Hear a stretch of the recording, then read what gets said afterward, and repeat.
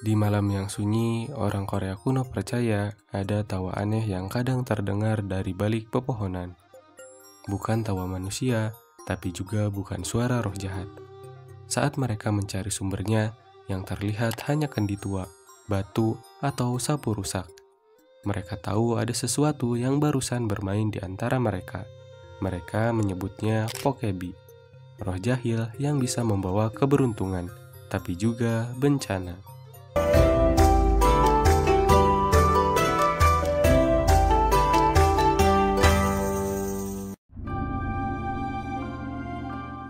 Pokebi itu bukan hantu, bukan juga iblis.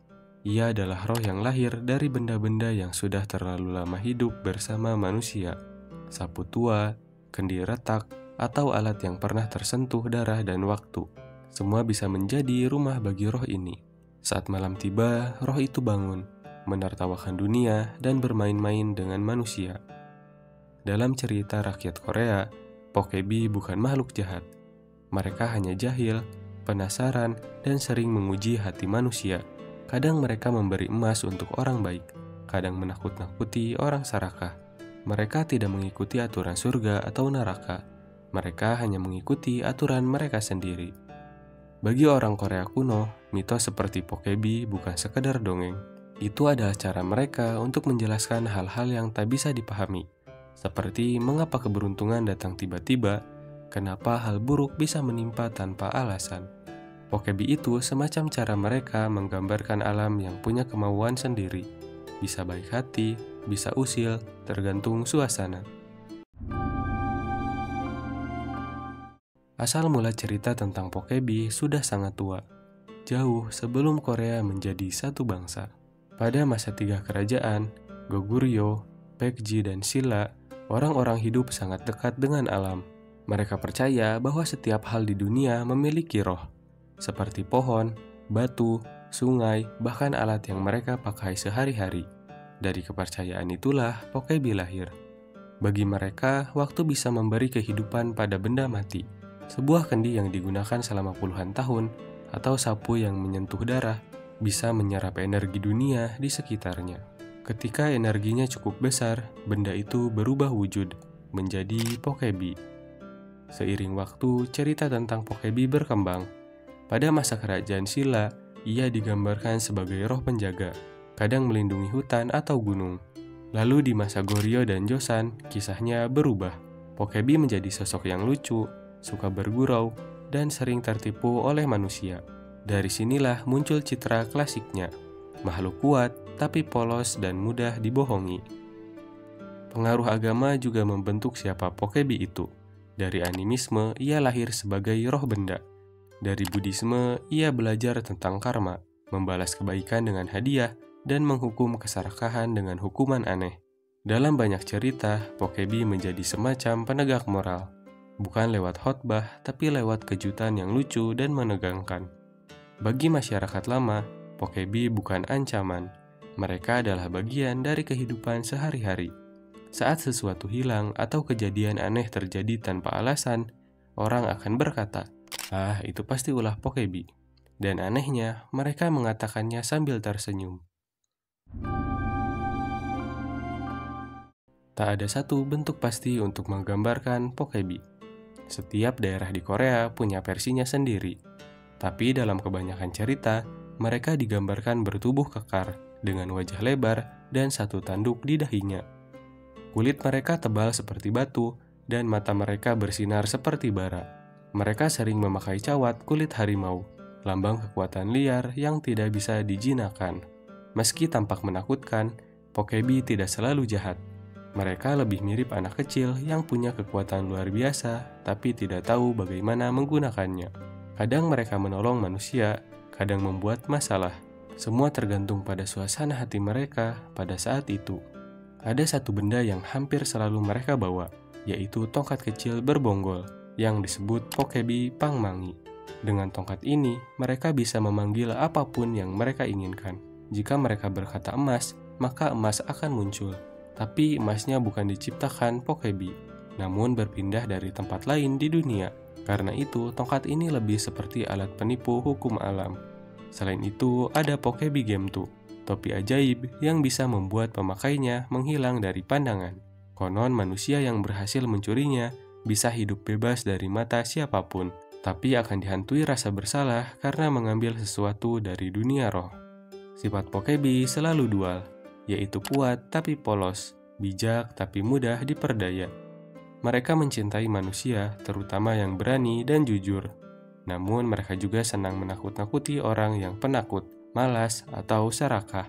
Dalam banyak cerita, Pokebi menjadi ujian hidup. Mereka menguji karakter seseorang dengan cara yang tak terduga. Di malam hari, mereka suka minum makeoli dan makan jeli soba. Kadang mereka menari di hutan, tertawa sendiri, atau menantang manusia bergulat. Mereka selalu menepati janji, bahkan jika itu merugikan mereka sendiri. Dan mungkin disitulah pesona mereka, makhluk aneh yang tidak bisa dibenci. Karena dalam keanehannya, mereka terasa jujur dan manusiawi. Tidak semua Pokebi sama. Dalam cerita rakyat Korea, ada banyak jenis mereka, masing-masing dengan sifat dan kebiasaan yang berbeda.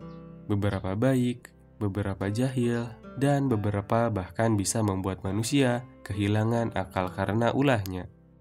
Yang pertama adalah Cogong Pokebi, roh yang lahir dari benda-benda milik dukun atau alat ritual. Mereka sering dianggap bijak karena menyerap energi spiritual dari doa dan upacara, tapi mereka juga sangat sensitif. Jika manusia memperlakukan benda suci dengan sembarangan, Cogong Pokebi bisa berubah murka dan menimpakan nasib sial. Lalu ada Nat Pokebi atau Pokebi api. Mereka sering muncul di tengah malam sebagai bola api yang melayang di udara. Orang zaman dulu percaya kalau kau melihatnya menari di atas ladang atau gunung, berarti ada roh lama yang sedang berkelana. Nat Pokebi tidak berbahaya, tapi jika diikuti, kau bisa tersesat selamanya. Jenis lain adalah Gaksi Pokebi, yang memiliki sifat lebih lembut dan sering muncul dengan wujud perempuan. Dalam beberapa cerita, mereka menolong manusia, memberi rezeki, atau menyelamatkan seseorang dari bahaya. Tapi dalam cerita lain, mereka justru menguji kesetiaan dan keberanian seseorang. Ada juga Ge Pokebi, yang punya sifat lebih kasar dan suka menantang orang bergulat. Mereka dikenal keras kepala, tapi jika dikalahkan, mereka akan menjadi teman setia seumur hidup. Sementara itu, Mul Pokebi adalah roh air. Mereka tinggal di sungai, kolam, atau laut, dan sering menggoda nelayan. Beberapa di antaranya membantu manusia, seperti menjaga perahu agar tak tenggelam, tapi yang lain bisa menyeret orang ke air jika merasa terganggu. Setiap jenis Pokebi punya makna tersendiri. Mereka bukan sekedar makhluk imajinasi, tapi cara orang dulu memahami alam dan kehidupan. Dengan memberi sifat pada setiap fenomena alam, mereka merasa dunia ini hidup dan punya hubungan dengan manusia. Dan mungkin disitulah letak kekuatan sejati dari legenda-legenda seperti ini. Bukan hanya untuk menakuti, tapi untuk mengingatkan bahwa dunia tidak hanya milik manusia.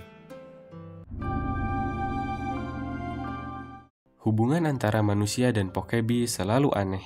Tidak seperti hantu yang menakutkan atau dewa yang disembah. Pokebi ada di tengah-tengah. Mereka bisa menjadi teman, lawan, atau guru, tergantung bagaimana manusia memperlakukan mereka. Dalam banyak cerita rakyat, pertemuan dengan Pokebi hampir selalu dimulai secara kebetulan. Seorang petani berjalan pulang lewat hutan atau nelayan beristirahat di tepi sungai. Lalu muncul suara tawa kecil atau bola api yang menari.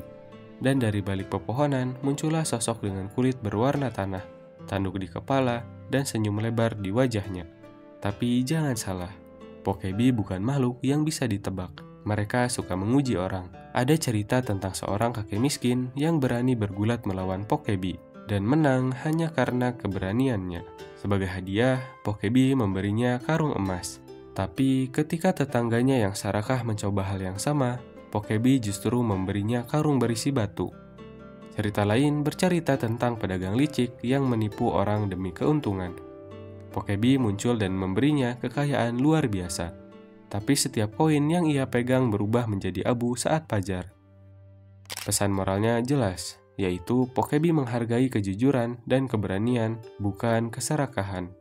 Namun tidak semua kisah bersifat pelajaran moral. Ada juga cerita lucu. di mana manusia memperdaya Pokebi. Dalam salah satu legenda terkenal, dalam cerita itu, seorang petani ingin menakuti Pokebi. Ia melukis wajahnya jadi sangat jelek, lalu berdiri di depan cermin. Saat Pokebi datang dan melihat pantulan di cermin, ia tidak tahu kalau itu hanya bayangan petani. Pokebi mengira ada makhluk lain yang jauh lebih menyeramkan darinya. Karena ketakutan, ia langsung kabur. Sejak saat itu, katanya Pokebi jadi takut pada cermin, karena mengira di dalamnya ada makhluk yang menakutkan.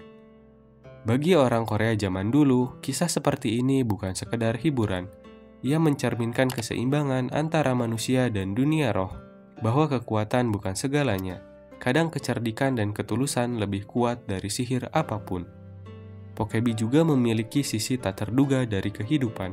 Mereka bisa membawa keberuntungan atau musibah, tawa atau tangis. Tapi di balik semua itu, mereka mengingatkan satu hal sederhana, bahwa setiap tindakan manusia punya pantulan. Cepat atau lambat, kebaikan maupun keburukan akan kembali. Di balik tawa dan keanehannya, Pokebi menyimpan pesan yang jauh lebih dalam dari sekedar cerita rakyat. Ia adalah simbol tentang bagaimana orang Korea kuno memandang hidup, bahwa dunia ini tidak hanya berisi hitam dan putih, baik dan jahat, tapi juga ruang abu-abu di antaranya. Bagi mereka, Pokebi adalah cermin kecil dari manusia itu sendiri. Ia bisa lucu, marah, pelupa, atau lembut, semua sifat yang kita punya. Bedanya, Pokebi tidak berpura-pura, ia bertindak sesuai hatinya. Jika ia marah, ia menunjukkan amarahnya. Jika ia senang, ia menari di tengah malam. Dan disitulah letak pelajarannya. Hidup seharusnya dijalani dengan kejujuran terhadap diri sendiri. Dalam cerita rakyat, Pokebi juga menjadi penjaga moral. Ia tidak menilai manusia dari kekayaan atau jabatan, tapi dari niatnya. Kakek miskin yang jujur akan diberi keberuntungan, sedangkan orang yang tamak akan jatuh oleh keserakahannya sendiri. Keadilan semacam itu, meski lahir dari dunia mitos, terasa lebih nyata dibandingkan hukum manusia manapun. Secara budaya, legenda Pokebi menunjukkan cara orang dulu menjelaskan hal-hal yang tak mereka pahami. Petir, gempa, atau kehilangan misterius bukanlah kebetulan, tapi ulah makhluk dunia lain. Bukan untuk menakut-nakuti, tapi agar manusia belajar menghormati alam dan kekuatan yang lebih besar dari dirinya. Pokebi juga menjadi lambang Heng, semangat riang khas Korea yang penuh tawa, spontanitas, dan rasa hidup.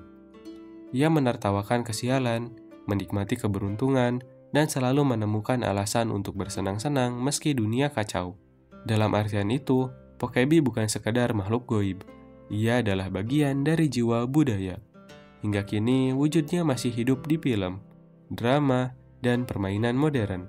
Tapi maknanya tetap sama, bahwa di balik segala logika dan teknologi, manusia tetap butuh sesuatu yang misterius, sesuatu yang membuat kita sadar bahwa tidak semua hal bisa dijelaskan, dan itu tidak apa-apa. Karena terkadang, sedikit keanehan justru membuat dunia terasa lebih hidup. Terima kasih sudah menonton, sampai jumpa di video berikutnya.